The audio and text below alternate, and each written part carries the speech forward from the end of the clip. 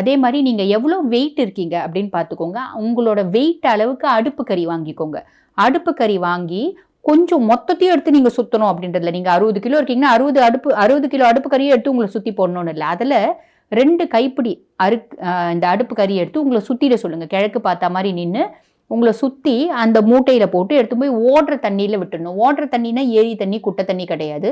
ஓடுற தண்ணி ஆற்று தண்ணி மாதிரி ஓடுதில்ல, அதில் விடணும். அதெல்லாம் எங்கள் வீட்டாண்ட இல்லைங்க அப்படின்னா ஒன்றும் பிரச்சனை இல்லை. நீங்கள் பீச்சுக்கு போவீங்கன்னா பீச்சில் போடலாம். ஓகேங்களா?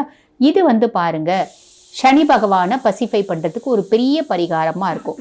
ஆக உங்களுக்கு நிறைய பரிகாரம் சொல்லியிருக்கேன். இதில் உன்னதமான பரிகாரம் எது, அதி உன்னதமான பரிகாரம் எது அப்படின்னா, அந்த ஸ்ட்ரீட் டாக்ஸுக்கு ஒரு சொட்டு நல்லெண்ணெய் தடவி பிரெட் நீங்கள் கொடுக்கறது ரொம்ப உத்தமமான பலன்களை கொடுக்கும். ஏன்னா ஒரு ஜீவன் வயிறு ரொம்ப உங்களை மனசார வாழ்த்தும். அது நீங்கள் எல்லாருமே செய்யுங்க.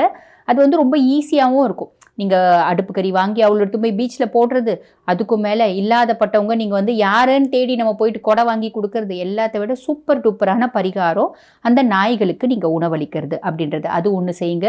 அதே மாதிரி பார்த்தீங்கன்னா, நீங்கள் வழிபாடு அப்படின்னு பண்ணணும் அப்படின்னா ஹனுமான வழிபாடு பண்ணுங்க. ஹனுமனோட மந்திரம் எந்த மந்திரம்னாலும் தினம்தோறும் ஒரு மந்திரம் பாராயணம் பண்ணுங்க. சின்ன மந்திரம் அப்படின்னா 11 முறை பாராயணம் பண்ணுங்க.